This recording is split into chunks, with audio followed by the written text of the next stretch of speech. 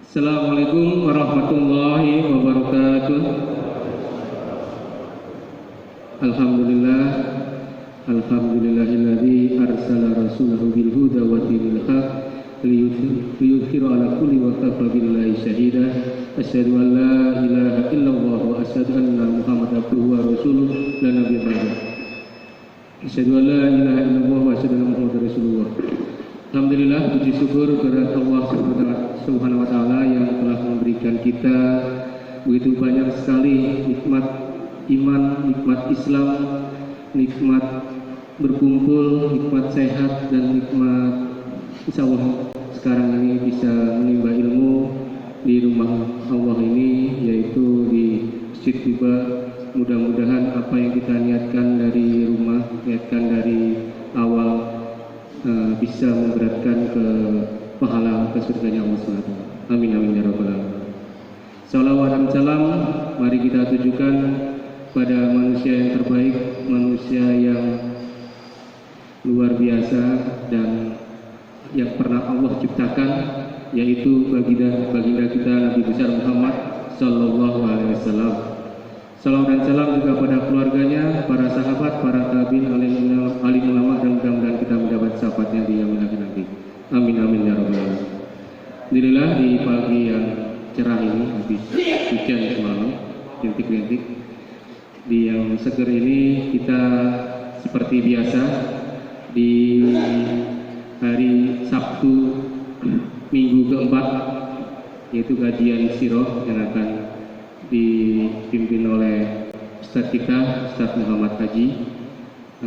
Memang kajian sirah ini kajian yang kita tunggu-tunggu karena setiap ini Ustadz ya, setiap peristiwa akan kembali lagi seperti akan terjadi gitu. Jadi memang kita bisa mengambil ibrah di sirah-sirah Nabawi, kejadian-kejadian zaman dulu, dan mudah-mudahan di zaman sekarang kita bisa mengambil pelajarannya dan bisa sebagai acuan untuk kehidupan kita.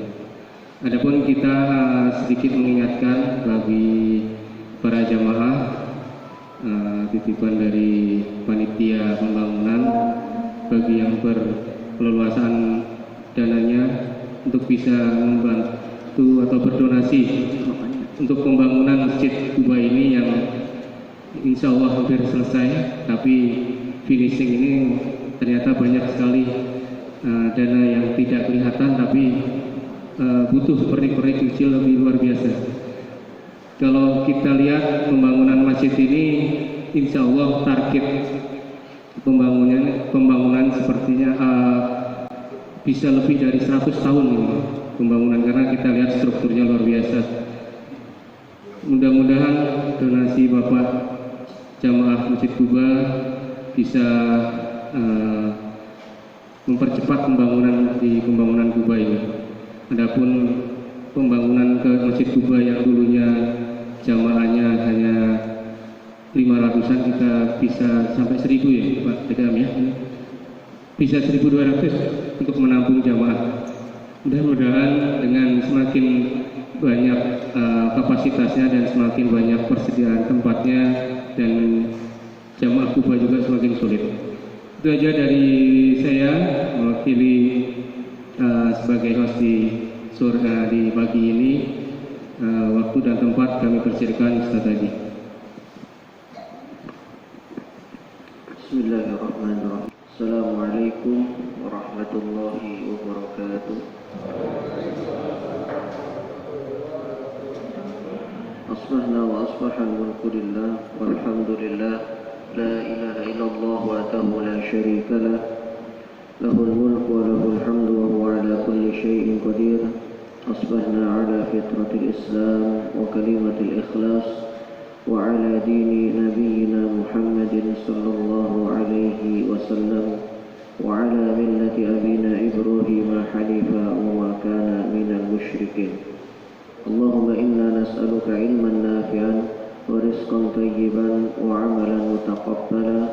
اللهم إنا نعوذ بك من أن نشرك بك شيئا نعلمه ونستغفرك لما لا نعلمه. Amin ya rabbal alamin.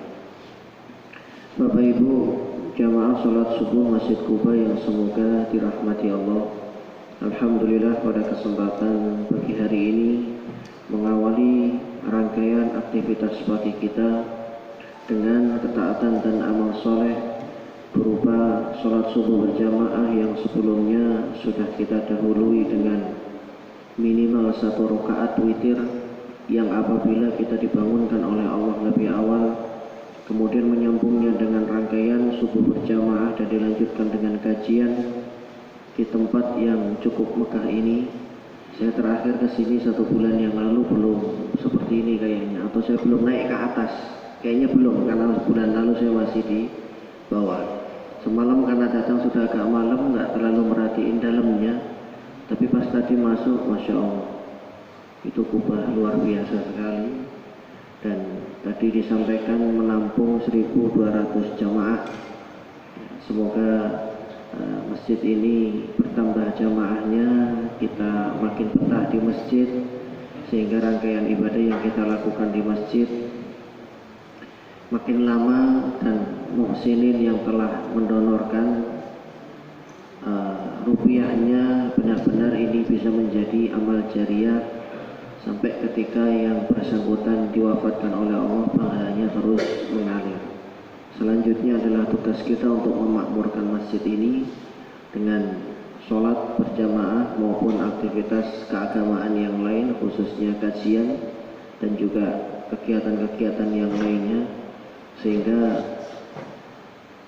masjid ini benar-benar makmur, dihadiri banyak orang. Ya tentunya dengan kondisi yang belum total selesai, tapi ala kulli hal ini alhamdulillah luar biasa kita dapatkan di lingkungan kita, di lingkungan Bapak. Ada masjid sebesar ini, 2 lantai, dan fondasinya gede-gede begitu ya. Ya, semoga apa yang Bapak keluarkan di jalan Allah mendapatkan barokah dan dihitung oleh Allah sebagai amalan soleh yang terbaik yang dikumpulkan. Bapak Ibu yang semoga dirahmati Allah, pada pagi hari ini kita akan melanjutkan kajian Sirah Nabawiyah. Sengaja saya tidak memulai dengan mukadimah yang panjang karena materi yang akan disampaikan cukup panjang, sehingga nanti bisa lebih banyak materi itu tersampaikan kepada jamaah sekalian. Pembahasan kita mengenai Surah Nabawiyah telah sampai pada tahun ke-11 dari kenabian beliau Shallallahu Alaihi Wasallam, dan ini terjadi pada musim haji tahun ke-11, berarti bulan Dhul Hijjah. Nanti saya mundur setelah ini di bulan Syawal. Ada kejadian apa di bulan Syawal di tahun ke-11 dari kenabian Nabi Shallallahu Alaihi Wasallam, dan tahun ke-11 di bulan Dhul Hijjah. Jamaah yang dimuliakan Allah, sebagaimana diketahui bersama bahwa musim haji itu adalah muktamar terbesar umat. Dari masa ke masa, bukan hanya masa sekarang saja. Hanya minusnya tahun ini, tahun 2020 ini, haji diminimalisir dengan kondisi adanya pandemi COVID-19 yang hampir seluruh dunia terkena imbasnya, termasuk juga kerajaan Arab Saudi. Namun sebelum itu, bahkan sebelum Nabi SAW diangkat menjadi Nabi dan Rasul, itu sudah ada ibadah haji, dan mereka berkumpul. Tentunya pada saat itu belum memeluk Islam ya, karena Nabi SAW belum lahir. Tapi ibadah haji ini sudah ada. Ajaran siapa yang digunakan? Ajaran Nabi Ibrahim alaihissalam. Jadi sudah puluhan, mungkin ratusan tahun, setiap musim haji, Syahrul Hurum, Dzul Qa'dah, Dzul Hijjah, kemudian Muharram, orang-orang berduyun-duyun datang ke Tanah Haram untuk melakukan manasik haji. Dan biasanya kesempatan ini dijadikan sebagai ajang untuk mereka merajut silaturahmi atau mengenal orang-orang baru yang kemudian ujung-ujungnya adalah bisnis. Dulu seperti itu. Karena banyak yang datang ini dari Madinah, banyak yang datang ini dari wilayah Syam dan wilayah penyangga Jazirah yang meliputi 3 wilayah besar pada saat itu, Mekah, Madinah, dan Taif ya. Sehingga kesempatan ini tidak disia-siakan oleh Nabi Shallallahu Alaihi Wasallam. Kapan lagi bisa bertemu dengan orang-orang selain Mekah yang mereka datang dengan sendirinya, dengan kerelaannya untuk melakukan rangkaian manasik haji. Dan sebagaimana diketahui bahwa setiap musim haji ini selalu saja beliau Shallallahu Alaihi Wasallam dihalang-halangi oleh kaumnya untuk berinteraksi dengan orang-orang luar Mekah. Kalau orang asli Mekah mereka sudah tahu dan mereka saling mengenal bahwa ada seseorang yang mengaku mengumumkan dirinya sebagai nabi, mendapatkan wahyu dan mengetahui perkara-perkara yang tidak banyak diketahui oleh manusia, sehingga kemudian ada yang menerima dakwah beliau dengan tangan terbuka, sebaliknya sebagian besar kemudian memusuhi. Malah di awal fase dakwah beliau mayoritas penduduk Mekah itu memusuhi. Justru Islam kurang begitu berkembang di fase awal di 13 tahun pertama dari kenabian beliau Sallallahu Alaihi Wasallam. Maka musim haji tahun ke-11 dari kenabian ini benar-benar dimanfaatkan atau bertepatan dengan bulan Juli tahun 620 Masehi, 620 Masehi, sekitar 1300 atau 1400 sekian tahun yang lalu. Nah, di antara orang-orang ini adalah mereka yang datang dari wilayah Yasrib. Yasrib itu dulu nama lain Madinah. Sebelum dinamai oleh Nabi dengan Madinah Al-Munawwarah, nama aslinya, nama kunonya, nama lamanya adalah Yasrib. Kota Yasrib yaitu kota Madinah. Bapak Ibu jamaah yang dimuliakan Allah, kesempatan ini dimanfaatkan oleh beliau Shallallahu Alaihi Wasallam untuk satu persatu mendakwahkan dan menyodorkan Islam ini kepada penduduk Madinah. Dan untuk diketahui, Madinah itu terdiri dari beberapa suku. Suku yang besar ada dua, Yahudi dan penduduk lokal Madinah. Yahudi ini berarti transmigran, tapi mereka sebetulnya sudah lama begitu ya. Ada dua suku besar, suku Khazraj, suku Aus, yang kemudian mereka ini nanti melebur menjadi Ansor. Dua suku besar ini adalah suku yang saling berseteru, dan itu sudah terjadi selama beberapa tahun dari generasi ke generasi. Dikatakan mereka seteru abadi, tidak ada yang bisa mendiamkan mereka. Sedangkan tiga kabilah besar Yahudi adalah Bani Quraidah, kemudian Bani Nadir, Yahudi Bani Quraidah, Yahudi Bani Nadir, seperti itu. Mereka menempati kota Madinah dan mereka sudah lama tinggal di sana walaupun bukan penduduk asli. Kenapa? Jumlah mereka tidak sedikit, jumlah mereka banyak, populasinya sekitar 45% dari penduduk Madinah, walaupun belum pernah disensus. Tapi saya perkirakan jumlahnya segitu. Kenapa? Karena mereka memang sengaja menunggu di Madinah, menunggu kehadiran Nabi terakhir. Karena di Taurat kitab sucinya disebutkan bahwa nanti akan ada Nabi terakhir yang diutus, dan Nabi ini akan hijrah atau menempati kota Madinah, bukan Madinah, atau menempati di sebuah wilayah di Jazirah yang ditumbuhi banyak pohon kurma. Dan satu-satunya tempat yang banyak ditumbuhi pohon kurma di Jazirah itu adalah Yasrib. Nabi sendiri mengakuinya bahwa ketika beliau masih di Mekah, beliau diperlihatkan oleh Allah Subhanahu wa taala sebuah tempat, sebuah wilayah yang di situ banyak ditumbuhi pohon kurma, dan tidak ada tempat yang lain kecuali Yasrib, yaitu Madinah hari ini. Jamaah yang dimuliakan Allah, karena mereka mendapatkan kabar dari generasi ke generasi, maka pada akhirnya mereka punya keinginan untuk menjadi ansor, penolong Nabi ini kelak ketika Nabi ini hijrah. Maka jumlah populasi mereka cukup banyak, ya, cukup banyak. Semua informasi mengenai Nabi ini dijelaskan. Semua data mengenai Nabi ini disebutkan di dalam kitab sucinya. Hanya satu saja yang Allah Subhanahu wa taala sembunyikan, karena mereka merasa pede bahwa Nabi ini akan diutus dari kalangan Bani Israel. Bagaimana tidak? Terhitung dari Nabi Ya'qub alaihi salam bin Ishak alaihi salam bin Ibrahim alaihi salam, semua nabi-nabi yang diutus itu dari golongan Bani Israel. Mayoritas, Pak. Dan jumlahnya alaf ribuan yang wajib diimani dan diketahui ada 25. Tapi jumlahnya itu ribuan. Dalam hadis yang diriwayatkan oleh Imam Ahmad, di sini disahihkan oleh Imam Al-Albani rahimahullahu taala, Nabi bersabda, jumlah nabi dan rasul itu 114.000.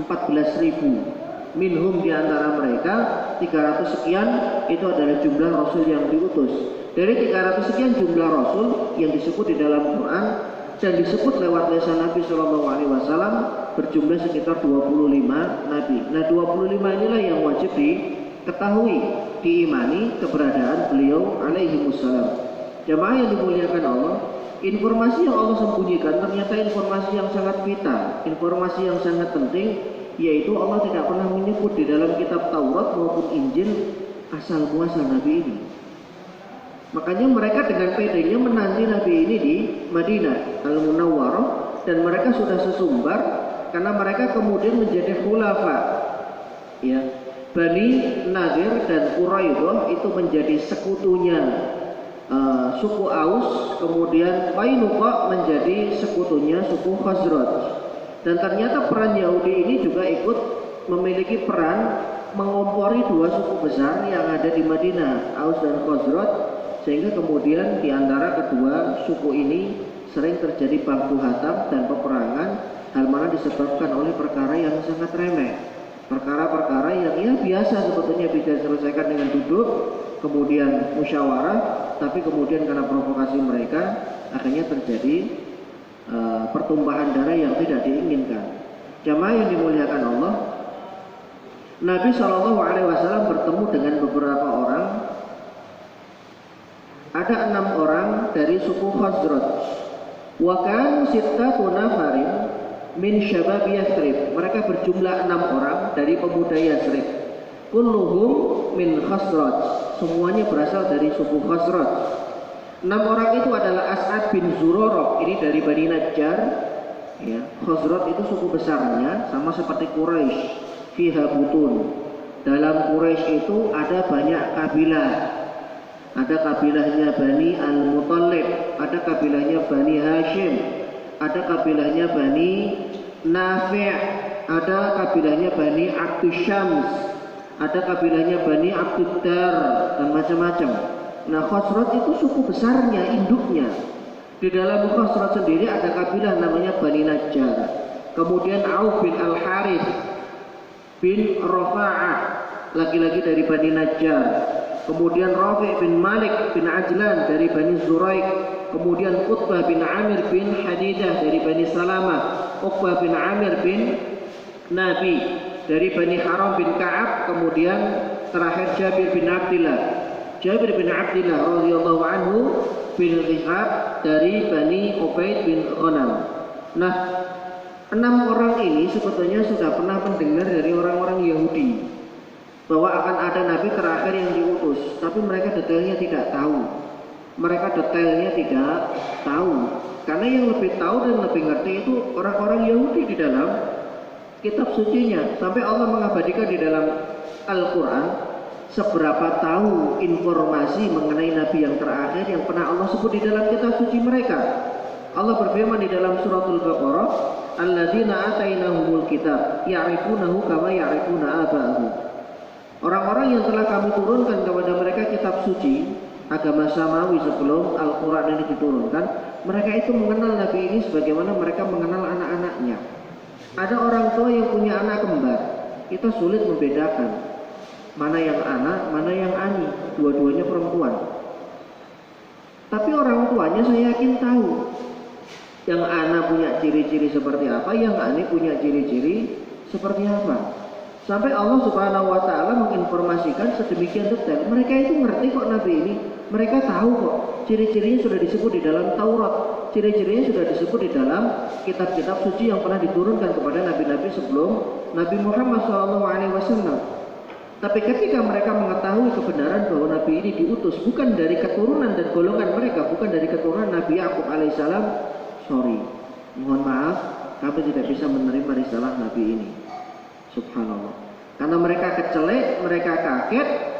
Bagaimana tidak? Yang mereka sudah tunggu selama generasi dari generasi ke generasi, yang mereka kira itu adalah keturunan dari Bani Israel, keturunannya Nabi Yakub alaihissalam bin Nabi Ishak alaihimussalam, ternyata itu adalah keturunan Nabi Ibrahim dari putranya yang bernama Nabi Ismail bin Ibrahim alaihi wassalam. Jamaah yang dimuliakan Allah, inilah yang kemudian menyebabkan mereka menolak mentah-mentah dan mereka tidak mau mengikuti dan menerima kerasulan beliau secara mencatat hanya segelintir orang saja dari golongan Yahudi yang kemudian menerima agama ini. Sebagian besar mereka menolak, bahkan menentang, bahkan kemudian mereka menjadi pengkhianat sampai diusir dari tanah Khaybar. Khaybar itu salah satu perkampungan Yahudi, Bani Quraidah, ya, lebih tepatnya Bani Quraidah, yang mereka melakukan pengkhianatan sampai membahayakan Rasul Shallallahu Alaihi Wasallam dan para sahabatnya ketika perang Ahzab terjadi, sampai kemudian berujung pada mereka menyusupkan kelompok Ahzab ini berbagai macam golongan, yang sebagian besar adalah orang-orang Mekah yang membenci Nabi Shallallahu Alaihi Wasallam dan membuat luka pada pelipis beliau di medan Uhud. Kemudian mereka punya keyakinan, ini kalau kita hajar sekalian Muhammad dan anak buahnya dan tentaranya dan sahabatnya, mungkin kita bisa memberangus, bisa mematikan dan menghabiskan ajarannya. Tapi ternyata Allah Subhanahu wa taala berkehendak lain. Disitulah kemudian terjadi pengkhianatan Bani Quraidah sampai kemudian Rasul mengusir mereka dari medan Khaybar. Di situ ada bentengnya, Pak, Khaybar ini. Sebuah perkampungan Yahudi yang kemudian diusir karena mereka melakukan pengkhianatan, padahal mereka tadinya melakukan perjanjian dengan beliau Shallallahu Alaihi Wasallam. Jamaah yang dimuliakan Allah, nah 6 orang inilah yang kemudian menjadi cikal bakal tersebarnya dakwah Nabi Shallallahu Alaihi Wasallam ke kota Madinah, ke kota Yathrib. Karena beliau Shallallahu Alaihi Wasallam setelah berdialog dan bertemu dengan mereka, maka kemudian mereka menerima keislaman dan mereka mengucap 2 kalimat syahadat 6 orang ini. Nah, sebelum berpisah di musim haji, Nabi Shallallahu Alaihi Wasallam pernah memberikan pesan kepada mereka, sampaikanlah kabar tentangku ini kepada penduduk Yathrib. Semoga Allah Subhanahu wa taala menolong kalian, menolong dakwah kalian dan memberikan kepada kalian pahala yang berlipat. Saya potong dulu kejadian yang lain, saya teruskan ini dulu. 1 tahun berikutnya, ini tahun ke-11.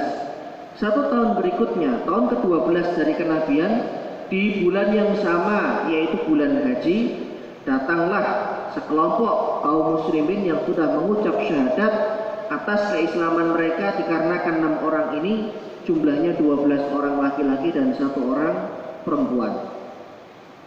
Mereka semua sudah mengucap syahadat, sudah memeluk Islam secara diam-diam, dan Islam sedang berproses di Madinah. Islam sedang berproses di Madinah. Pada akhirnya jamaah yang dimuliakan Allah, setelah mereka menyelesaikan rangkaian manasik haji di hari tasyrik, ya, tepatnya berarti di tanggal 13 atau tanggal 12 Dzulhijjah, setelah mereka menyelesaikan rangkaian manasik haji, mereka diam-diam kemudian menemui Nabi Shallallahu Alaihi Wasallam di sebuah bukit namanya Bukit Aqobah. Mereka datang tengah malam agar tidak diketahui oleh Quraisy, karena ini memang gerakan rahasia, gerakan sembunyi-sembunyi. Jangan sampai dikep oleh mereka lebih dahulu, sedangkan Islam belum tersebar. Pada akhirnya Rasulullah menemui beliau-beliau ini di sebuah wilayah namanya wilayah Aqobah. Nah, di sanalah kemudian terjadi perjanjian Aqobah atau Bai'at Aqobah.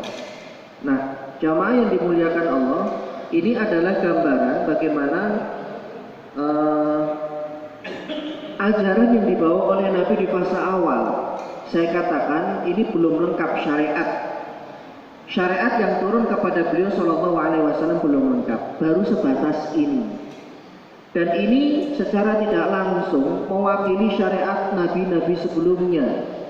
Karena syariat yang paling lengkap, ajaran yang paling lengkap itu adalah ajaran yang dibawa oleh Nabi kita. Benar-benar menyeluruh, Pak, universal, mencakup seluruh kehidupan dan lini kehidupan, termasuk dalam hal bernegara dan politik itu diatur di dalam Islam.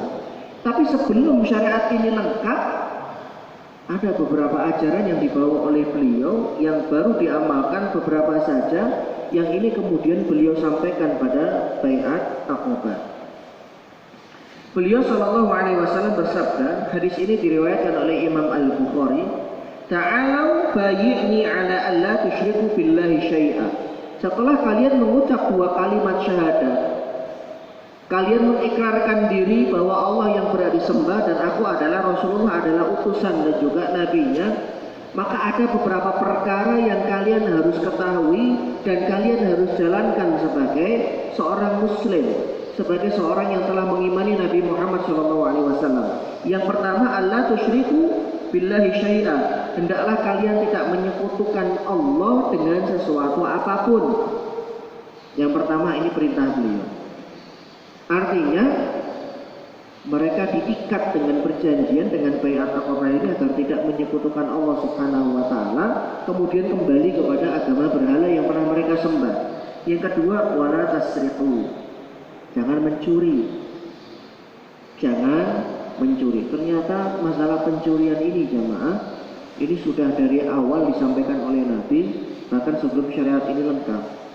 Karena ini terkait dengan norma yang ada di masyarakat, dan ini terkait dengan muru'ah, kehormatan seseorang.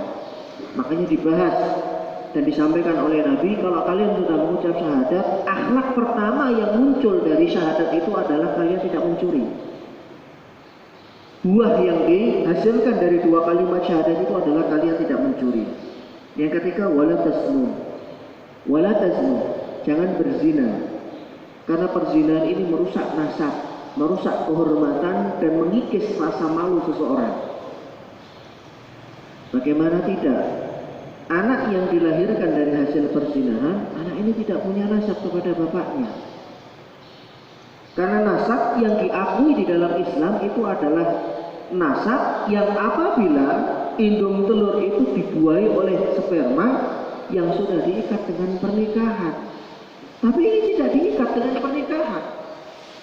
Hubungan tanpa status yang tidak jelas, kemudian terjadi pembuahan, kalau dites DNA, itu adalah anaknya.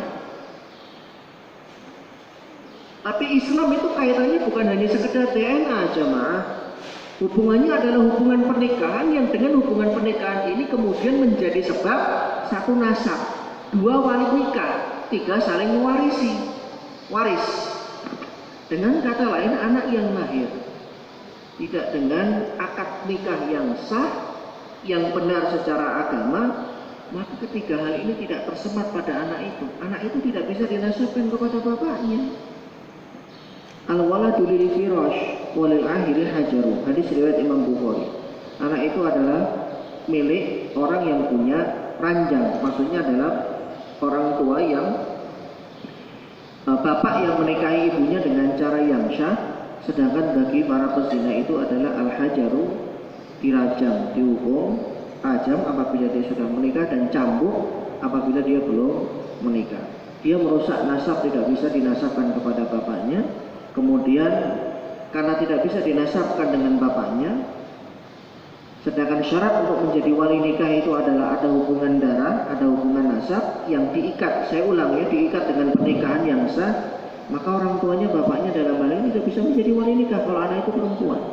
Dan yang ketiga, mereka tidak bisa saling mewarisi. Kenapa? Karena anak yang lahir dari hubungan perzinahan ini tidak bisa dinasabkan kepada bapaknya karena mereka tidak pernah diikat dengan pernikahan. Ustaz, bagaimana jika setelah itu kemudian mereka diikat dengan pernikahan? Ya, anak yang lahir setelah diikat dengan pernikahan itu anak yang sah, dinasabkan kepada bapaknya, kemudian mendapatkan waris dan semua hak mengenai hubungan darah itu terjadi.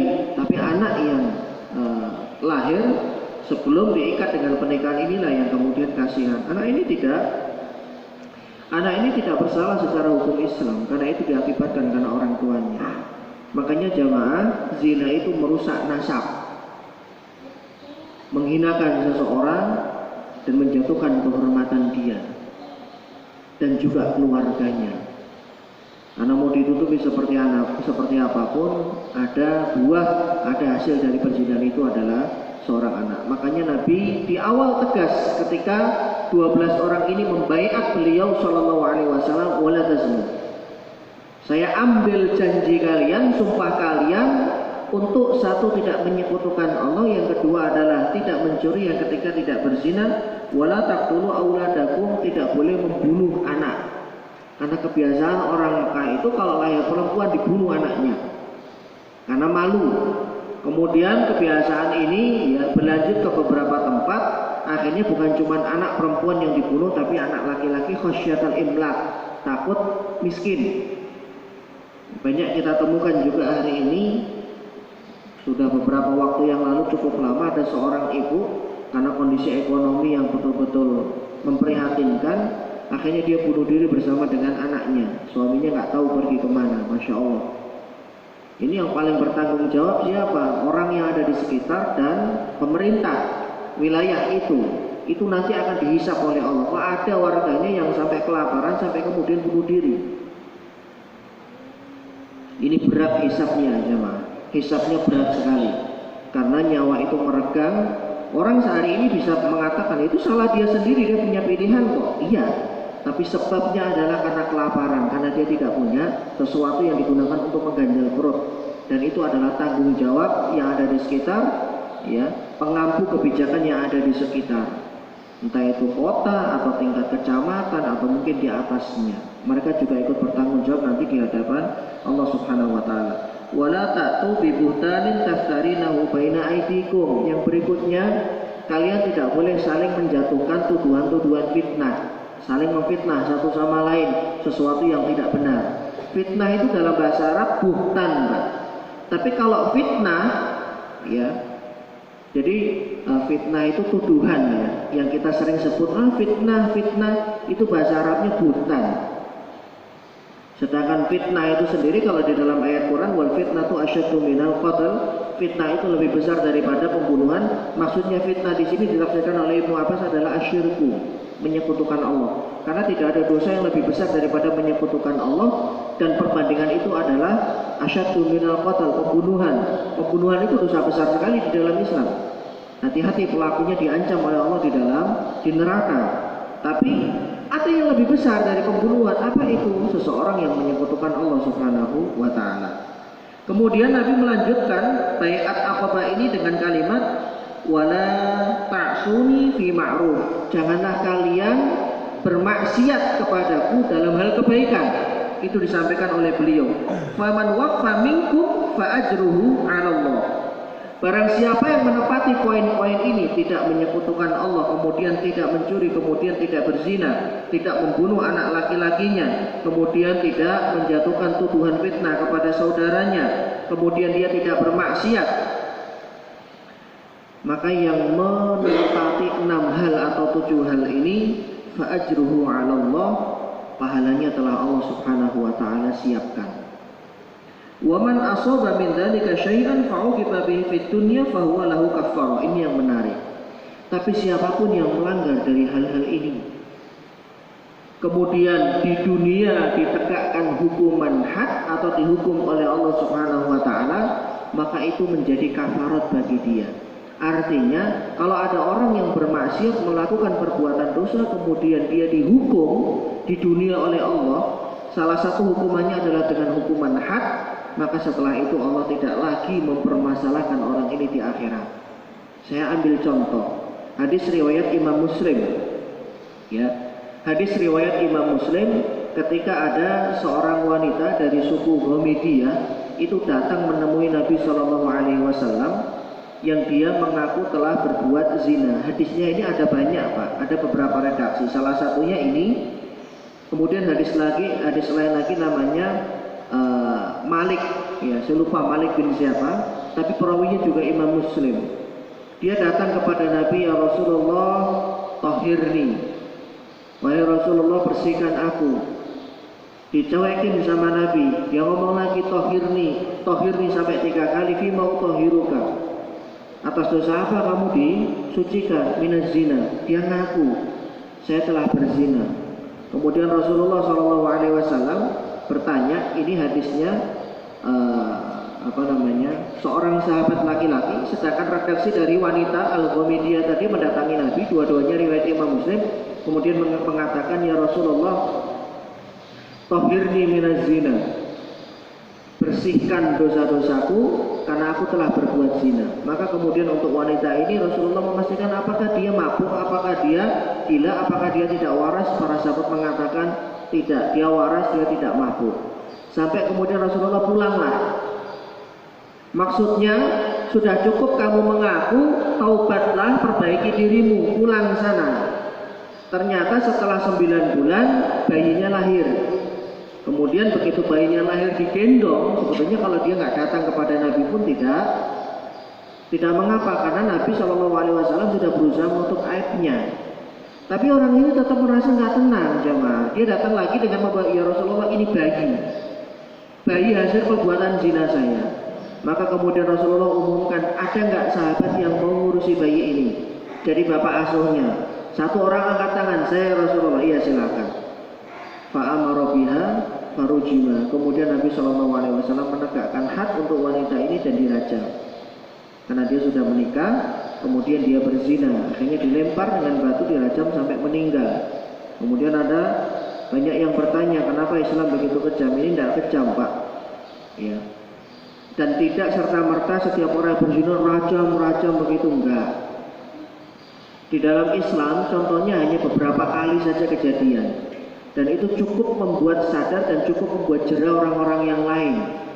Karena yang didahulukan nanti adalah penyuluhan, pencegahan. Pencegahan agar seseorang itu tidak berbuat zina ketika syariat itu sudah benar-benar dijalankan. Dan ternyata jamaah yang dimuliakan Allah, sudah pernah dijelaskan oleh Syekh Utsaimin ketika beliau menjelaskan mengenai dosa zina. Di dalam Syarah Riyadhus Shalihin, beliau menjelaskan hukuman zina dirajam dikarenakan kenikmatan yang didapatkan orang itu dari ujung rambut sampai ujung kaki. Yang sudah menikah pasti tahu seberapa nikmatnya hubungan suami istri. Dia merasakan dari ujung rambut sampai ujung kaki, tapi yang dirasakan adalah nikmat yang haram karena dilakukan bukan dengan pasangannya yang sah. Maka hukuman yang ditimpakan kepada orang ini juga hukuman yang sakitnya dirasakan dari ujung rambut sampai ujung kaki. Tapi jamaah yang dimuliakan Allah, setelah itu ya di dalam riwayat yang lainnya, setelah orang ini kemudian dirajam sampai meninggal dunia, darahnya muncrat. Dan mengenai salah seorang sahabat, ada satu riwayat mengatakan mengenai sahabat Khalid ibn Walid. Riwayat lain mengatakan mengenai sahabat yang lain, Ibnu Mas'ud atau siapa, sahabat yang lainnya. Kemudian mereka, sahabat yang terkena ini mengucapkan kalimat yang nyukurin, nyalahin begitu, darah najis. Dan itu didengar oleh beliau Shallallahu Alaihi Wasallam. Kemudian beliau bersabda, laqad taba taubatan. Jangan kau katakan seperti itu. Laqad taba taubatan. Sungguh dia telah bertaubat. Lau qusimat baina ahlil madinati lawasa'at. Yang apabila taubatnya itu dibagikan kepada penduduk Madinah, maka taubat orang ini sudah mengcover kesalahan-kesalahan penduduk Madinah. Jamaah yang dimuliakan Allah, dia dihukum di dunia sampai kehilangan nyawa, tapi setelahnya kemudian Allah tidak menghukum di akhirat. Karena siapapun yang mendapatkan hukuman di dunia atas perbuatan dosanya dan dihukum sesuai dengan syariat, dihukum sesuai dengan ajaran, sesuai dengan tuntunan Nabi SAW, hak yang berlaku di dalam Islam, dan itu sebagai bentuk taubatnya dia, maka Allah Subhanahu wa Ta'ala tidak lagi menghisab dan menghukumnya nanti di akhirat. Karena dosa zina itu berat Pak hukuman akhiratnya. Tapi ketika dia terima, dia ikhlas, dan itu bentuk dari taubatnya dia, Allah mengampuninya, Allah tidak menghukumnya. Bahkan di dalam riwayat yang lain yang disebutkan bahwa orang ini kemudian diampuni oleh Allah dan dimasukkan ke dalam surga.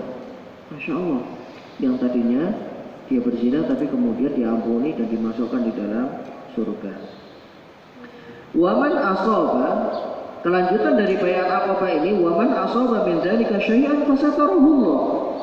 Adapun orang yang melanggar dari bayat ini, yang kemudian tidak dihukum di dunia, ya, Allah belum menghukumnya di dunia, entah itu karena mencuri, berzina, atau telah melakukan buhtan, atau telah membunuh anaknya, kemudian dia tidak sempat atau tidak ketahuan sehingga tidak dihukum, fasatarahullah, kemudian Allah tutup aibnya di dunia, fa'amruhu ilallah, maka hisab orang ini kami serahkan kepada Allah. Insya'a, kalau Allah berkehendak, aqabahu, dihukum, disiksa di akhirat, wa insya'a afa anhu, apabila Allah Subhanahu wa taala berkehendak, Allah akan memaafkan dan mengampuni orang ini. Hadis diriwayatkan oleh Imam Al-Bukhari. Jamaah yang dimuliakan Allah, ini isi dari baiat Aqabah yang pertama, yang dilakukan oleh Nabi bersama dengan 12 orang laki-laki dan 1 orang wanita dari Yathrib, dari Madinah. Mereka itu masuk Islam lantaran 6 orang yang lebih dulu sudah masuk Islam. Kemudian jemaah yang dimuliakan Allah, ini tahun ke-12. Di tahun ke-13-nya, saya loncat lagi biar satu rangkaian pembahasan. Di tahun ke-13-nya, tahun depannya lagi, di musim haji lagi-lagi, jumlah yang datang sudah bukan 12 tapi berlipat, jumlahnya 73 orang laki-laki dan 2 orang wanita. Mereka semua ya mengikuti rangkaian manasik haji. Setelah selesai manasik haji, lagi-lagi mereka sembunyi-sembunyi. Para sahabat dari suku Khazraj ini sembunyi-sembunyi untuk bertemu dengan Nabi di tengah malam di Bukit Aqabah, yang kemudian terjadilah baiat Aqabah yang kedua. Pada saat itu Nabi SAW ditemani oleh pamannya yang bernama Al-Abbas bin Abdul Muthalib. Ajibnya, uniknya, ketika Al-Abbas ini menemani Nabi, Al-Abbas pada saat itu belum masuk Islam, tapi sudah ada ketertarikan dari beliau kepada ajaran yang dibawa oleh Nabi SAW. Tapi ditemani dan tidak bocor, ya. Karena memang di antara paman beliau yang paling benci dengan beliau ya Abu Lahab. Abu Lahab itu adalah pamannya. Benci sekali kepada beliau sallallahu alaihi wasallam. Apa isi dari baiat ini? Jabir radhiyallahu anhu meriwayatkan sebuah hadis. Hadis ini diriwayatkan oleh Imam Ahmad, sanadnya hasan, dan disahihkan oleh Imam Al-Hakim dan juga Imam Ibnu Hibban. Jabir bin Abdullah bertanya kepada Nabi SAW, ya Rasulullah, fima baya'naka, wahai Rasulullah, atas apa, dalam hal apa kami membaiatmu? Apa sih perkara yang harus kami taati dari janji sumpah setia ini? Beliau SAW kemudian menjawab, ini lebih umum dari yang tadi baiat Aqabah. Tubayyi'ni 'ala as-sam'i wat ta'ati fil nasyati wal kasal. Kalian membaiatku, kalian bersumpah untuk janji setia kepadaku, untuk mendengar dan untuk taat fin nasyat, baik dalam keadaan giat, dalam keadaan rajin, wal kasal, maupun dalam keadaan malas. Dan kita itu sebetulnya sudah berbaiat, Pak. Baiat kita adalah ketika kita mengucap 2 kalimat syahadat, baik dalam keadaan rajin maupun dalam keadaan malas, karena 2 kalimat syahadat yang diucap itu punya konsekuensi. Konsekuensinya adalah rukun Islam, konsekuensinya adalah rukun iman, konsekuensinya adalah yang tidak disebut di dalam 2 rukun ini, sedekah, infak, kemudian berbuat baik dengan tetangga, berbuat baik dengan sesama muslim, baik dalam keadaan rajin maupun dalam keadaan malas. Semalas apapun ketika adzan berkumandang, tetap kita harus sholat. Semalas apapun, ya, seberat apapun, selama itu bukan udzur syar'i, ketika nampak hilal 1 Ramadan, kita wajib puasa. Karena ini adalah isi dari baiat kita kepada Allah, kepada agama ini, yang tidak disebutkan secara detail satu persatu sebagaimana dulu di masa para sahabat ketika fase-fase awal. Wa 'ala nafaqati fil 'usri wal yusr, untuk tetap berinfak dan sedekah di masa sulit maupun di masa lapang. Jadi kalau di masa lapang ngeluarin 5 juta, 10 juta, di masa sulit bukan berarti tidak sama sekali. Dikurangi saja nolnya dari 5 juta jadi 500.000. atau dikurangi nominalnya. Yang jelas tetap mengeluarkan sedekah. Ini himbauan Nabi kepada mereka kaum muslimin. Wa 'alal amri bil ma'ruf wan nahyi 'anil munkar, memerintahkan kepada kebaikan dan melarang kepada nahi munkar, kemungkaran. Dari dua hal ini yang paling gampang itu amar ma'ruf. Kayak seperti ini amar ma'ruf di mimbar, dan hampir semua khotib-khotib ya asatid yang mubalik yang ada di atas mimbar itu amar ma'ruf. Yang paling sulit itu nahi munkar, Pak. Ada orang mabuk dinasehati, rame yang ada. Makanya peran dari perangkat, ya, perangkat desa, perangkat wilayah, ini sangat efisien dan sangat maksimal ketika dua hal ini ditegakkan. Amar ma'ruf dan nahi munkar. Ada yang nongkrong, kemudian nongkrong itu diam-diam banteng kartu 000 begitu ya, gaple, ayo bubar. Nggak ada di wilayah sini yang main gaple kayak begini, apalagi pakai duit. Nggak pakai duit kok Pak, misalkan Pak RT atau Pak RW nggak pakai duit. Ini kita pakai rokok sama aja. Nah, rokoknya sampai satu bal begini, ntar diduitin jadi duit juga. Atau miras, atau mohon maaf pergaulan bebas yang sampai menjurus kepada perzinahan, atau kemudian minuman obat-obat terlarang. Ini bentuk nahi munkar. Tidak ada yang melakukan hal-hal seperti ini di wilayah kita. Antum sudah menegakkan nahi munkar. Dan nahi munkar itu sulit kalau tidak di backup oleh perangkat Bapak RT, Bapak RW maupun di atasnya atau dari pihak keamanan, sulit, yang ada tawuran. Makanya ketika mencegah satu kemungkaran tidak boleh melahirkan kemungkaran yang lebih besar. Jadi kalau melihat ada orang yang lagi gaple, Bapak sendirian, ya jangan diusir sendirian. Yang ada nanti ada maborot yang lebih besar, kita yang dikebukin. Laporkan dulu kepada pihak terkait, RT yang punya wewenang. Biasanya sesen mereka, apalagi Pak RT turun tangan. Oh ini Pak RW-nya sering ke masjid ini, takut nggak enak, malu. Akhirnya kemudian dibereskan tanpa ada maborot yang lebih besar yang dihadirkan. Ini bagian dari nahi munkar. Yang pengurus DKM amar ma'ruf, kemudian yang pihak terkait yaitu perangkat nahi munkar klop. Ini kalau duet berdua, wilayah itu adalah wilayah yang benar-benar amar ma'ruf dan nahi munkar. Karena dari sekian itu yang paling sulit adalah nahi munkarnya. Kemudian wa'ala an taqulu fillahi, dan agar kalian kemudian berkata atau berdakwah kepada Allah, tidak takut celaan orang-orang yang mencela. Wa ana alla tansuruni id qatimtu Yathrib. Nah, ini poin yang penting. Ketika nanti aku datang ke Yathrib, beliau sallallahu alaihi wasallam berarti sudah merencanakan di tahun ke-13 ini. Ketika nanti aku sudah sampai ke Yathrib atau ke Madinah, agar kalian menolongku, agar kalian menjadi ansorku. Fatamna'uni mimma tamna'una minhu anfusakum, sebagaimana kalian menolong diri kalian, keluarga kalian, anak-anak kalian.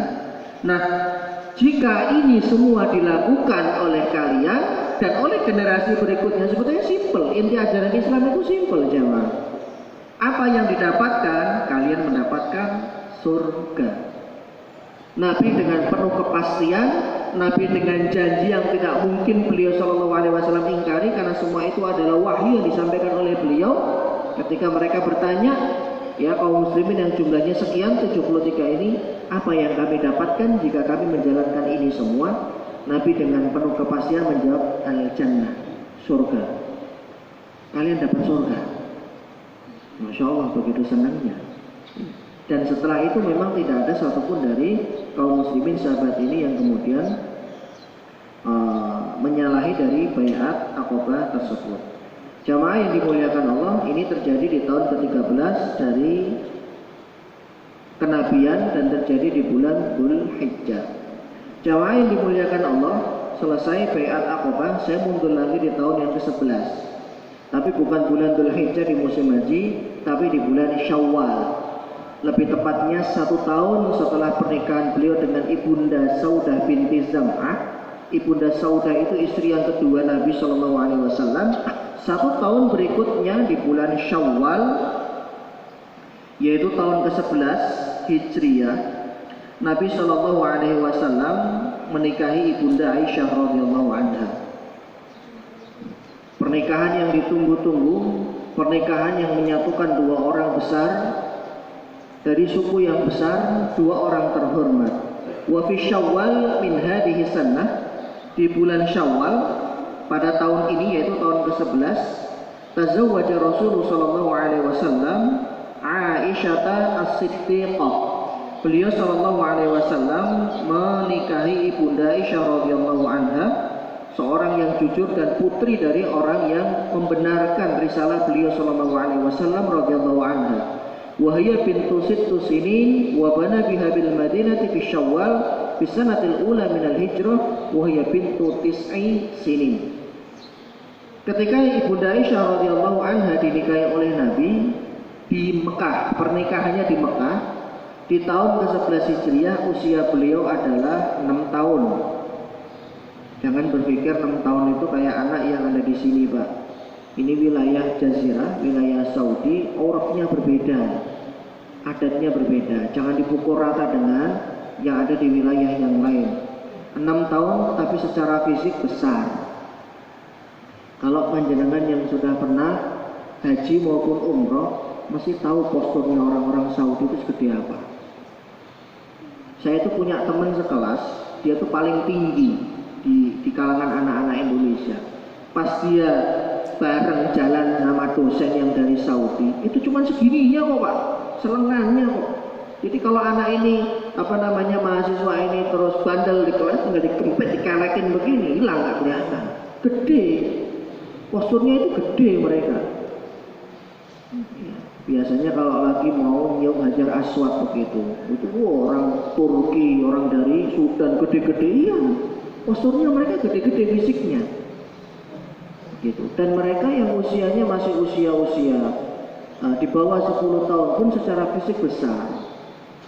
Nah, tapi Nabi Shallallahu Alaihi Wasallam baru tinggal bareng dengan ibunda Aisyah itu ketika beliau berusia 9 tahun, itu pun di awal tahun pertama Hijriah di Madinah. Sebelum itu ya beliau tinggal bersama dengan ayahnya, yaitu sahabat Abu Bakar As-Siddiq radhiyallahu anhu.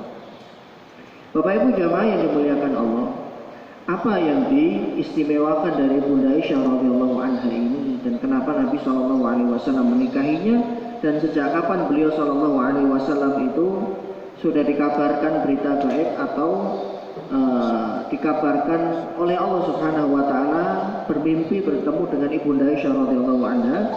Ada satu hadis yang diriwayatkan oleh Imam Al-Bukhari. Ini lafadznya Imam Al-Bukhari, nanti beda dengan lafadznya Imam Muslim.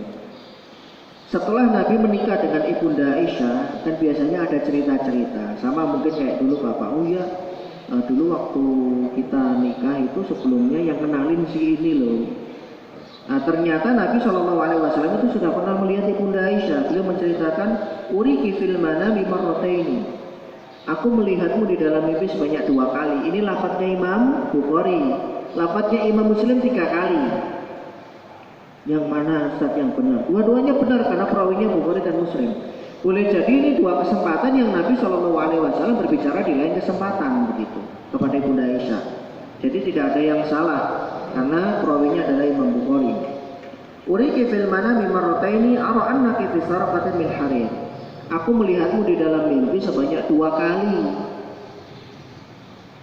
Yang pertama adalah dibawakan kepadaku oleh seorang malaikat wanita yang menggunakan tutup kerudung yang terbuat dari sutra. Kemudian orang ini mengatakan, yaqulu hadhihi imra'atuka fakshif anha.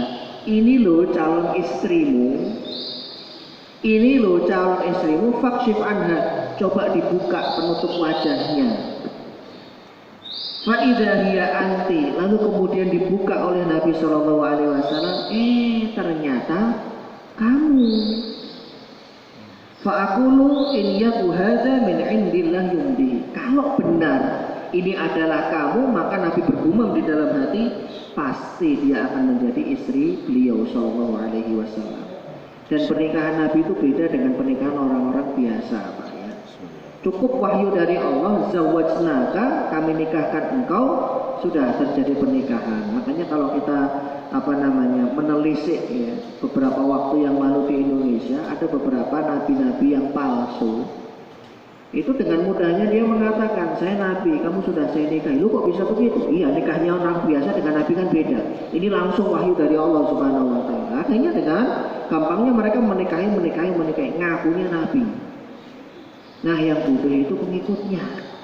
Kok bisa? Masih ada nabi setelah Nabi Muhammad SAW. Kasihan orang-orang awam ini. Kok bisa mengikuti sampai sedemikian jauhnya seperti itu? Itu salah satu di antara keutamaan pertama yang disebutkan oleh para fuqaha mengenai keutamaan Ibunda Aisyah radhiyallahu anha. Kemudian di dalam riwayat yang lainnya diriwayatkan oleh Imam Al-Bukhari dan Imam Muslim ketika seorang sahabat namanya Amr bin As ini kemudian ketika sahabat Umar menjadi khalifah, beliau ditunjuk sebagai gubernur wilayah Mesir. Beliau bertanya kepada Nabi, ayun nasi ahabu ilaika, siapa orang yang paling engkau cintai wahai Rasul? Ingat jamaah, ketika Nabi mengucap sesuatu maka ucapan itu bukan dari beliau tapi itu adalah wahyu. Artinya ketika Nabi mengucap kalimat ini ditanya siapa manusia yang paling engkau cintai, beliau menjawab dengan singkat, Aisyah radhiyallahu anha, Ibunda Aisyah ummul mukminin. Ibunda Aisyah radhiyallahu anha, ada yang menyebutnya dengan sayyidah, nyonya, tuan. Sayyidah itu artinya nyonya atau tuan. Ibunda Aisyah radhiyallahu anha ummul mukminin. Wa minar rijal, ditanya lagi, enggak puas jawabannya. Mungkin Amr bin As berharap mudah-mudahan nama saya yang disebut. Wa minar rijal, itu yang perempuan ya Rasul. Yang laki-laki siapa? Abuha, bapaknya. Siapa? Sahabat Abu Bakar As-Siddiq radhiyallahu anhu. Fa'ad dari jalan. Kemudian ditanya lagi siapa? Fulan. Riwayat lain menyebutnya Ibnu Khattab, Umar bin Khattab radhiyallahu anhu. Siapa lagi?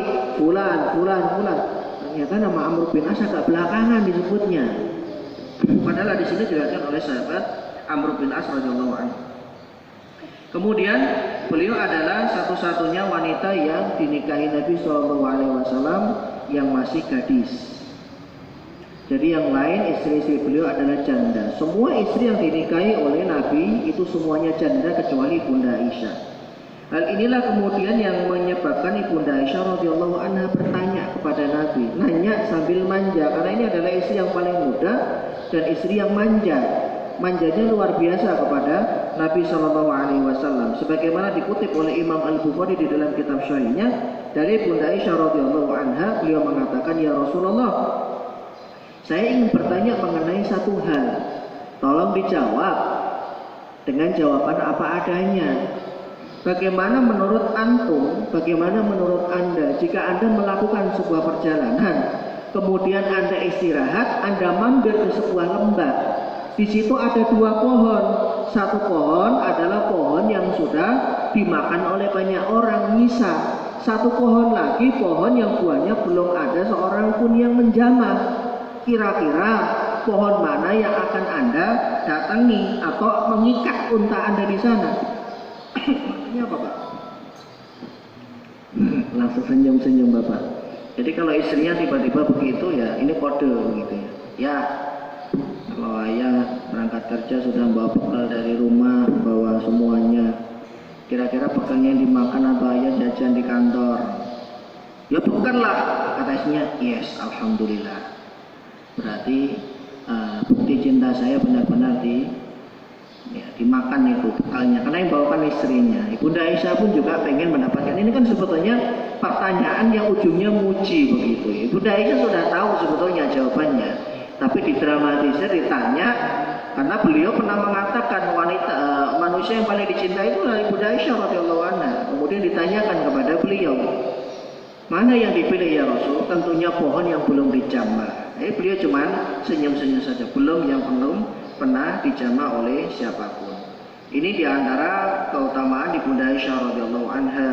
Kemudian keutamaan yang lainnya, sebagaimana diceritakan oleh Imam Al-Bukhari, ini rata-rata hadisnya Imam Bukhari.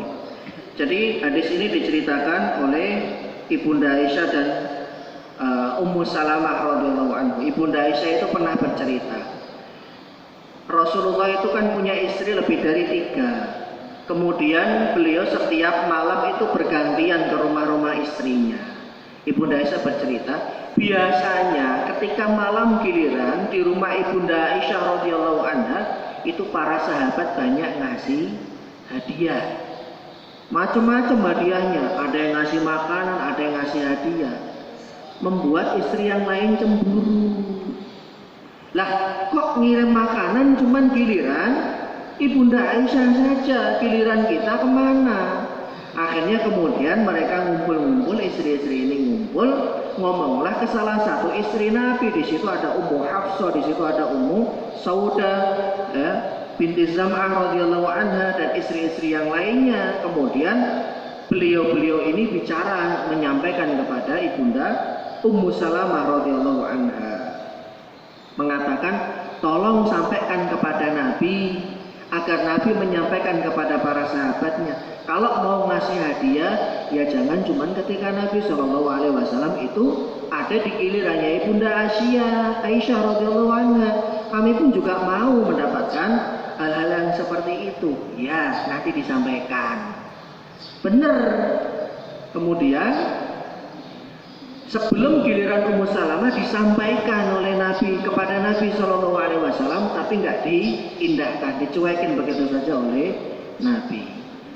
Ibunda Salamah mengira mungkin Rasulullah sedang sibuk dan tidak mendengarkan dengan seksama. Nah, tiba hari giliran Ummu Salamah, Rasulullah berada di rumah Ummu Salamah. Ini jelas-jelas face to face, beliau langsung menghadap Nabi SAW dan beliau menyampaikan perihal yang sebelumnya. Ternyata Rasulullah itu bukan tidak mendengar atau tidak perhatian. Beliau dengar, tapi beliau tidak mau membahas itu. Lagi-lagi ya Rasul, mohon disampaikan kepada sahabat agar kalau memberikan sesuatu itu bukan ketika antum berada di rumah atau di gilirannya Ibunda Aisyah saja, tapi kepada istri-istri yang lain juga. Apa jawabannya? Rasulullah SAW langsung marah jemaah. Beliau SAW bersabda, ya Ummu Salamah la tu'buni fi Aisyah. Wahai istriku Ummu Salamah, jangan kau sakiti aku dengan menyakiti Aisyah radhiyallahu anha. Kata beliau SAW, fa innahu wallahi ma nazala alayya al-wahyu wa ana fi lihafi imra'atin minkunna ghayruha. Karena sesungguhnya demi Allah belum pernah wahyu itu turun ketika aku berada satu selimut dengan Aisyah selain dari istri ini. Artinya belum pernah dengan istri-istri yang lain ketika beliau berada di dalam satu selimut itu wahyu turun. Dan ini bukan hal kebetulan. Hal mana pada saat ini keutamaan Ibunda Aisyah yang berikutnya, bahwa wahyu itu pernah turun ketika Nabi berada di rumahnya Ibunda Aisyah, gilirannya Ibunda Aisyah, dan beliau SAW satu selimut sedang tidur dengan Ibunda Aisyah radhiyallahu anha. Kemudian wahyu turun. Jamaah, ini kan bukan sesuatu hal yang kebetulan. Allah tidak mungkin menetapkan sesuatu yang itu kebetulan. Satu, ada banyak isyarat yang larinya kepada Ibunda Aisyah sesungguhnya. Satu-satunya gadis yang dinikahi. Yang kedua, ditampakkan dulu sebelum beliau menikahi sebanyak 2 kali riwayat Bukhari, kemudian 3 kali riwayat Imam Muslim. Ditampakkan di dalam mimpi. Kemudian Nabi jelas-jelas menyebut ketika ditanya oleh Amr bin As, siapa manusia yang paling dicintai? Beliau menjawab dengan lugas, Ibunda Aisyah. Siapa kemudian dari kalangan laki-laki? Bapaknya. Kemudian ada kejadian di mana ya Rasulullah SAW marah dengan menyebut, ya Ummu Salamah la tu'duni fi Aisyah. Jangan engkau menyakitiku dengan menyakiti dia. Kalau caranya ngomongnya begini, itu menyakiti. Dan saya tidak suka, Rasulullah SAW tidak suka.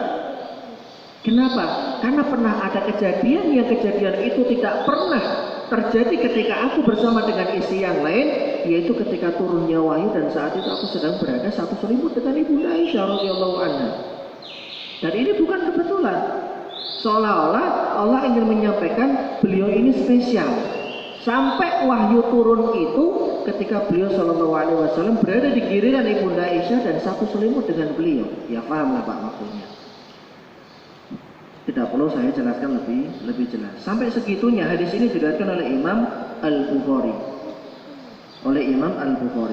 Kemudian jamaah yang dimuliakan Allah, syariat tayamum itu juga turun kepada beliau Ibunda Aisyah radhiyallahu anha. Masya Allah. Syariat tayamum itu turun lantaran beliau. Ini hampir bersamaan dengan haditsul ifki yang kemudian turun ayat yang ke-11 dari surah An-Nur sampai ayat 20. Kejadiannya di waktu yang bersamaan ketika Nabi SAW sedang bepergian dengan Ibunda Aisyah. Kemudian faqatna, kami kehilangan, Ibunda Aisyah melaporkan kehilangan kalung pemberian Nabi SAW jatuh. Pada akhirnya Rasulullah SAW mengutus seseorang untuk menemukan atau mencari kalung itu. Akhirnya kemudian beliau menunggu sampai tiba waktu sholat dan para sahabat tidak menemukan air di tempat itu. Nyari kalung Ibunda Aisyah radhiyallahu anha, tertahan dengan adanya kalung itu. Hingga akhirnya kemudian mereka sholat tanpa wudu karena nggak ada air. Barulah kemudian turun suratul Maidah, ya ayyuhalladzina amanu idza kuntum ila sholati faghsilu wujuhakum wa aydiyakum wamsahu bi wujuhikum wa aydiyakum ilal ka'bayn wa in kuntum junuban fattahharu wa illam tajidu ma'an fatayammamu, maka tayamumlah kalian. Nah, dengan adanya kejadian ini kemudian keluarlah kata-kata yang mulia dari seorang Usaid bin Hudayr radhiyallahu anhu, sebagaimana dikeluarkan oleh Imam Bukhari dan juga Imam Muslim. Jazakillah khairan, semoga Allah membalas anti wahai Bunda Aisyah dengan balasan yang banyak. Fa wallahi ma nazala biki amrun takrahinahu illa ja'alallahu dzalika laki walil muslimina fi khairan. Demi Allah telah terjadi satu kejadian yang membuat anti tidak suka, yaitu hilangnya kalung. Sehingga dengan ini justru Allah Subhanahu wa taala menjadikan kebaikan bagi kaum muslimin dan bagi kami semua dengan turunnya ayat tayamum. Karena terkadang takdir itu dibuat oleh Allah seperti itu. Ada satu kejadian yang menimpa sahabat, kemudian justru turun satu ayat. Ada satu peristiwa yang justru kemudian turun satu ayat. Kemudian di antara keistimewaan yang lain yang dimiliki oleh Ibunda Aisyah radhiyallahu anha adalah beliau menjadi rujukan. Sampai para sahabat mengakui dalam hal masalah fikih, terutama fikih wanita, Ibunda Aisyah lah yang paling menguasai, yang paling tahu. Sampai sahabiah itu kalau kepentur masalah fikih itu beliau bertanya kepada Ibunda Aisyah radhiyallahu anha dalam masalah kewanitaan, dalam masalah haid, masalah nifas, masalah hubungan suami istri. Itu rata-rata hadisnya adalah hadis yang diriwayatkan oleh Bunda Aisyah. Dan beliau adalah orang kedua yang paling banyak meriwayatkan hadis setelah Abu Hurairah. Dan jamaah tahu nggak kita kenapa beliau dinikahkan oleh Allah dengan Ibunda Aisyah? Dan itu adalah satu-satu istri yang paling muda, satu-satunya istri yang paling muda adalah Ridhakaihi, karena hafalan beliau. Bapak bisa bayangkan, Pak, Bapak punya istri, coba saja ditanya, dari mulai, nggak usah lah dari mulai bangun tidur, dari mulai Bapak habis zuhur sampai jam 15 asar, tanya istrinya, Ma, ingat nggak tadi seharian dari jam 12 pada zuhur sampai jam 3 Papa tuh ngapain aja di rumah? Ngapain ya? Kalau nggak salah ya Pak, tadi tuh Papa ke masjid. Habis ke masjid Papa nggak langsung makan. Papa masuk kamar dulu, baca Quran dulu. Udah disebutkan. Kata suaminya, enggak, kebalik, makan dulu. Nah, baca Qurannya menjelang asar. Karena biar dapat sholat asar berjamaah, tidur sebentar 1 jam, jam 2 bangun, wudu, baca Quran dulu. Nanti jam 3 kurang, oh iya ya, itu aja salah loh Pak. Kadang salah istri kita. Coba bayangkan, Ibunda Aisyah bersama dengan Nabi 1 kali 24 jam, dan semua yang dilakukan Nabi itu kan hadis Pak, syariat. Rasulullah masuk kamar pakai tangan kaki kanan atau kaki kiri, apa yang dibaca, duduknya bagaimana, apa yang dilakukan beliau ketika masuk kamar mandi, beliau semuanya terekam di CCTV, di storage tempat penyimpanan. Dan itu adalah kecerdasan Ibunda Aisyah radhiyallahu anha. Hafalannya kuat. Makanya beliau menghafal sekian ribu hadis. Semua yang dilakukan oleh Nabi di rumah itu Ibunda Aisyah yang paling tahu. Termasuk mengenai mandi junub, walaupun ada periwayat Maimunah namanya. Bunda Maimunah juga meriwayatkan mengenai mandi junubnya Nabi. Tapi hal-hal yang terkait dengan kewanitaan, dengan fikih wanita, itu Ibunda Aisyah radhiyallahu anha itu paling hafal dan paling tahu. Dan itu beliau bisa simpen, ingat-ingat Ibunda Aisyah radhiyallahu anha ketika Rasulullah wafat tahun ke-11 Hijriah itu umurnya 18 tahun. Umur Ibunda Aisyah ketika Rasulullah wafat adalah 18 tahun. Dan Ibunda Aisyah radhiyallahu anha berpulang meninggal dunia usianya 58 tahun. Berarti ada sekitar 40 tahun beliau hidup setelah Nabi SAW wafat. Lebih tepatnya beliau meninggal itu di masa kekhalifahan yang terakhir dari Khulafaur Rasyidin. Jamaah 40 tahun beliau nyimpen semua memori dengan Nabi SAW lengkap, tertata rapi. Tidak ada yang keliru dan tidak ada yang salah. Dan semua itu kemudian beliau ceritakan kepada kaum muslimin, kepada sahabat. Hari ini salah satunya kita yang menikmati apa?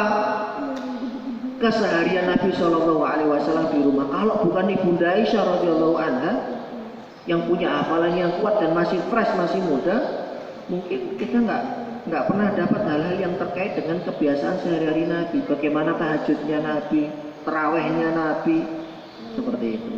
Apa yang membatalkan wudhu Nabi Shallallahu Alaihi Wasallam. Maka ini salah satu di antara keutamaan beliau. Kemudian yang terakhir adalah ketika Allah Subhanahu Wa Taala membersihkan nama beliau, ketika terjadi hadithul ifki, ya, peristiwa yang dilakukan oleh orang-orang munafikin ketika mereka menuduh Nabi Shallallahu Alaihi Wasallam, menuduh Ibunda Aisyah radhiyallahu anha melakukan perbuatan yang tidak baik. Ini kejadiannya lebih tepat kepada tidak lama setelah turun ayat tayamum tadi.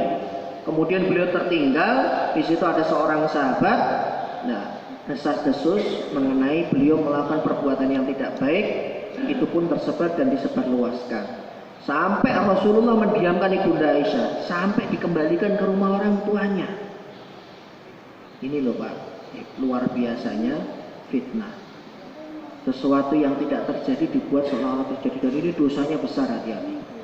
Apalagi yang difitnah orang-orang yang baik, orang-orang yang alim, orang-orang yang sama sekali jauh dari perbuatan itu. Nggak tahu nanti hukuman di dunia dan di akhirat seperti apa untuk orang ini. Apalagi sudah tersebar berita itu kemana-mana, karena ayat 11 nanti bisa dibaca, ayat 11 sampai ayat 20 itu ada kata-kata ancaman yang Allah Subhanahu Wa Taala ancamkan kepada orang yang menyebarkan, yaitu orang-orang munafikin. Sampai kemudian beberapa hari didiamkan Ibunda Aisyah, barulah kemudian Allah turunkan ayat 11 sampai ayat 20 yang membersihkan nama baik beliau radhiyallahu anha. Dari sini kemudian Allah meninggikan kedudukan Ibunda Aisyah radhiyallahu anha dan istri-istri beliau yang lain. Maka jamaah yang dimuliakan Allah, ini baru beberapa dan masih ada beberapa keistimewaan dan keutamaan lain yang dimiliki oleh Ibunda Aisyah radhiyallahu anha, yang dengannya Allah Subhanahu Wa Taala hendak menjaga syariat dan ajaran Nabi-Nya. Seluruh aktivitas yang ada di rumah Nabi-Nya direkam dan diperhatikan baik-baik oleh Ibunda Aisyah sehingga kemudian bisa sampai kita hari ini. Dan perlu diingat, beliau adalah faqih, beliau adalah yang paling paham mengenai fikih kewanitaan, hal-hal yang terkait dengan keseharian Nabi Shallallahu Alaihi Wasallam. Baik jamaah yang dimuliakan Allah, barangkali sampai sini yang bisa kita sampaikan. Kalau nanti pertemuan berikutnya masih ada cukup banyak waktu untuk membahas Ibunda Aisyah, kita akan sampaikan. Kalau tidak, ya berarti kita akan membahas mengenai Isra Mi'raj, karena selain ini ada kejadian Isra dan Mi'raj. Wallahu a'lam bishawab. Sebelum saya tutup, barangkali ada yang ditanyakan, silakan. Ya, alhamdulillah kita telah mendengarkan uraian dari Ustaz Haji tentang banyak akhwat 1, 2 dan melebar ke keutamaan istri beliau, yaitu istri Rasul, yaitu Aisyah. Ada mungkin dari jamaah yang mungkin bertanya? Ini Pak Haji Rahman 1, ada lagi? Pak Edi, Pak Haji Rahman dulu bentar. Baik, jazakallah Ustaz. Assalamualaikum warahmatullahi wabarakatuh. Pertanyaan saya di pemaparan bagian pertama, yaitu perjanjian Aqabah di Bukit Aqabah. Saya melihat perjanjian ini adalah pembentukan koalisi yang awal untuk pembentukan masyarakat Madinah, karena dilakukan nanti justru manfaatnya di Madinah. perjanjian ini sangat kuat saya melihat karena ada salah satu butir perjanjiannya atau dialog dari peserta yang hadir di sini adalah bahwa Rasulullah berkata, kamu adalah saya adalah kamu. Apa yang kamu perangi maka akan saya perangi, dan kamu berdamai dengan seseorang maka kami akan berdamai dengan seseorang tersebut. Antaranya itu. Artinya koalisi ini sangat kuat, artinya sehidup semati gitu. Ada pertanyaan dari peserta yang hadir, apakah ya Rasulullah yang kami dapatkan setelah kami melakukan pembelaan terhadap Rasulullah? Rasulullah hanya menjawab, ganjarannya adalah surga. Pertanyaan saya, di akhir perjanjian ini setelah disepakati, Rasulullah meminta kepada peserta yang hadir adalah 12 perwakilan yang untuk mewakili mereka, dan mereka mengambil 9 orang dari kelompok Khazraj dan 3 dari Aus. Nah, pertanyaan saya, kenapa tiba-tiba Rasulullah meminta angka 12 atau 12 perwakilan? Kemudian kenapa 9 dari Khazraj yang dipilih dan kenapa 3 dari Aus? Apakah memang komunitas Khazraj ini lebih besar dan Aus lebih sedikit, atau tidak ada suku lain di Yathrib selain Khazraj dan Aus? Terima kasih. Assalamualaikum warahmatullahi wabarakatuh. Silakan di belakang.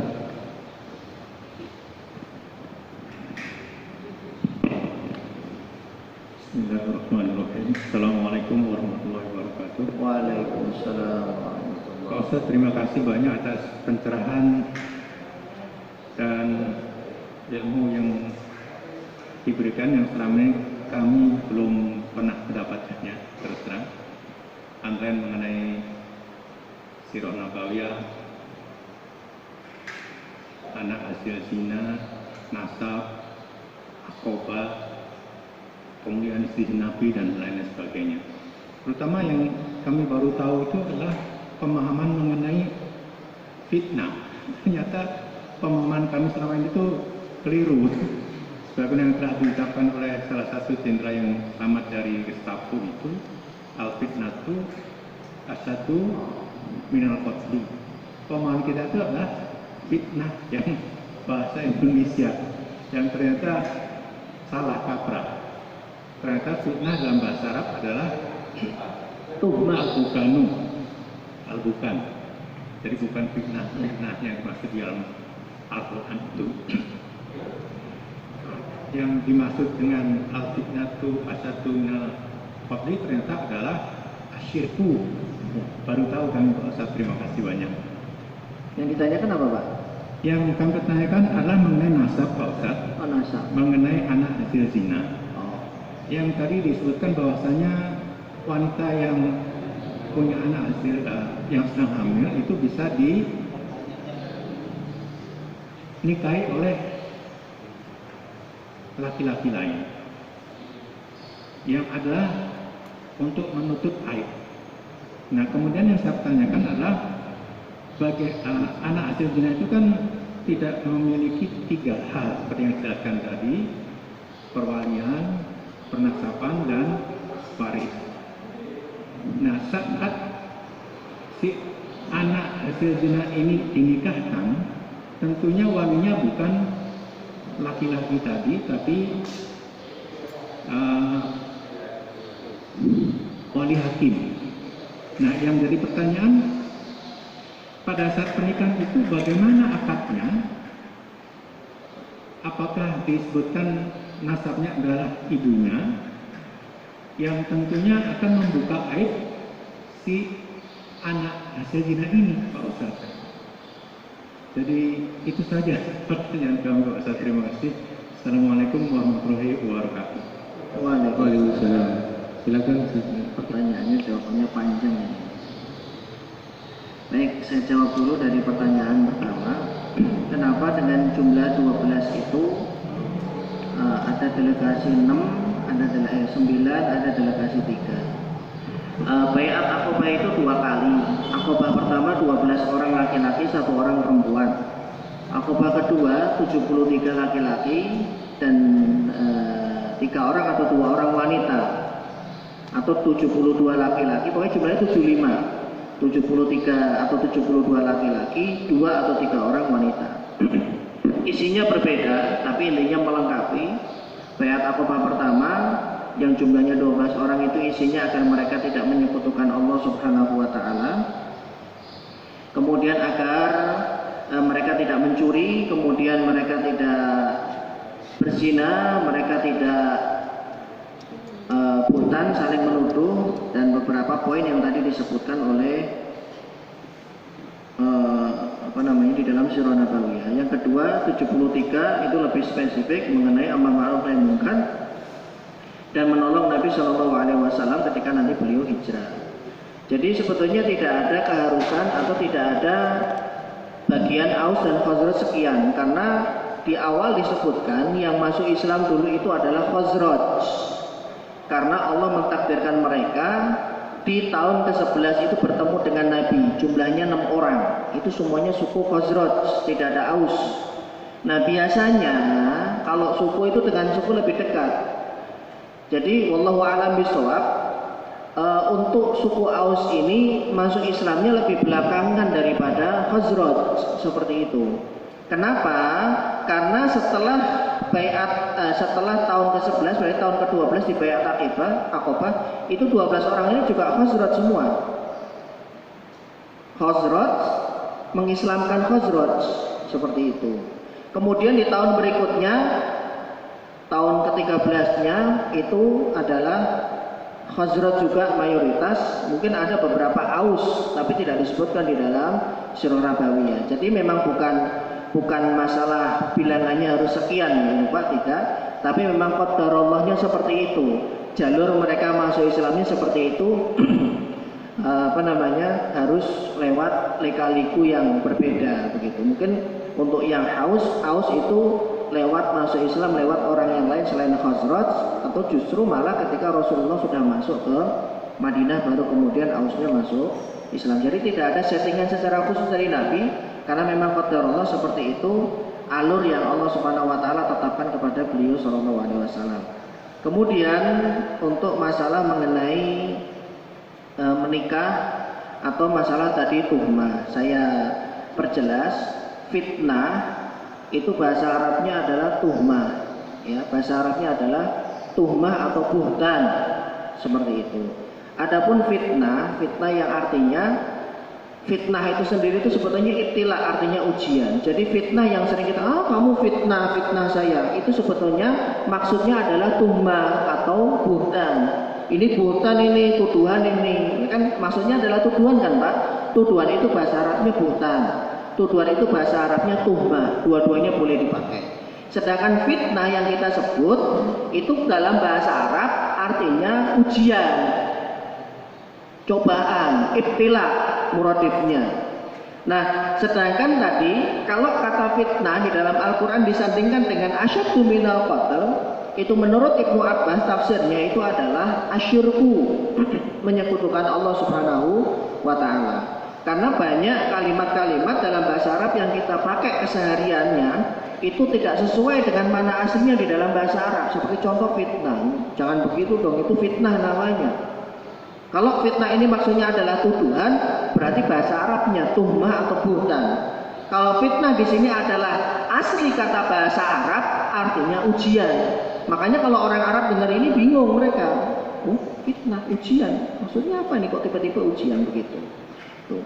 Kemudian yang kedua adalah mengenai anak hasil dari perbuatan zina. Singkatnya, karena ini materi panjang, karena itu harus diurai satu persatu, terjadi khilaf juga. Apakah dia boleh dinikahi dalam keadaan masih hamil atau nunggu melahirkan? Kemudian bagaimana jika yang menikahi itu adalah orang yang menghamili? Bagaimana yang menikahi itu adalah orang yang lain untuk menutup aibnya? Karena tadi pertanyaannya adalah bagaimana nanti jika anak perempuan ini tumbuh besar, kemudian tidak dinasabkan kepada ibunya, yang menikahkan siapa dan binnya siapa? Kalau disebut bukankah nanti akan membuka aib? Ya pasti membuka aib Pak, begitu. Tapi orang tuanya, bapaknya dalam hal ini tidak bisa menjadi wali. Hati-hati kalau dipaksa, saya khawatir nanti pernikahannya tidak sah. Makanya menjadi wali siapa? Yang menjadi wali adalah hakim. Karena binnya bin ibunya. Contoh ya. Namanya misalkan anak tadi. Ibunya namanya Tini misalkan. Ana bin Tini, lucu. Yang bisa menggunakan bin itu cuma Nabi Isa bin Maryam. Karena memang beliau nggak punya bapak. Beliau lahir bukan karena perzinahan sebagaimana yang dituduhkan oleh orang-orang Yahudi maupun Nasrani, tapi beliau lahir bukan tanpa ayah. Ruh ya Allah tiupkan, begitu. Jadi yang menjadi wali adalah wali hakim. Kan nggak lucu, ibunya jadi wali nikah atau jalur ibunya. Penghulu pasti akan melacak, ditanya. Yang jadi wali siapa? Fulan ini siapa? Fulan ini adalah adik dari ibunya. Loh, kok adik dari ibunya? Jalur perwalian itu kan dari bapaknya, kakeknya, adik-adik bapaknya, omnya, atau saudara laki-lakinya, seperti itu. Nah, pasti nanti akan ditanya oleh penghulu. Ya, mau nggak mau diceritakan dengan singkat. Ini ada masalah di dulu, Pak. Akhirnya seperti ini. Ya, bagaimana cara penyelesaiannya? Mereka pasti akan memberikan jalan keluar. Karena itu sudah ada di dalam peraturan di Kementerian Agama itu sudah ada. Tapi tetap dia dianggap sebagai anak biologisnya fulan. Hanya masalah perwalian ini kan masalah agama, bukan mengenai hukum undang-undang negara, bukan. Karena ini mengenai hukum undang-undang agama. Karena itu nanti terkait dengan nasab, terkait dengan waris, terkait dengan perwalian, seperti itu. Wallahu a'lam bishawab. Jadi nanti menggunakan wali hakim atau pihak Kementerian Agama, Depak ya dalam hal ini di kecamatan maupun di tingkat atasnya, itu biasanya akan memberikan solusi. Wallahu a'lam bishawab. Saya tutup dengan doa kafaratul majlis. Subhanakallahumma wa bihamdika asyhadu an la ilaha illa anta astaghfiruka wa atubu ilaik. Billahi taufiq wal hidayah. Wassalamualaikum warahmatullahi wabarakatuh. Waalaikumsalam warahmatullahi wabarakatuh.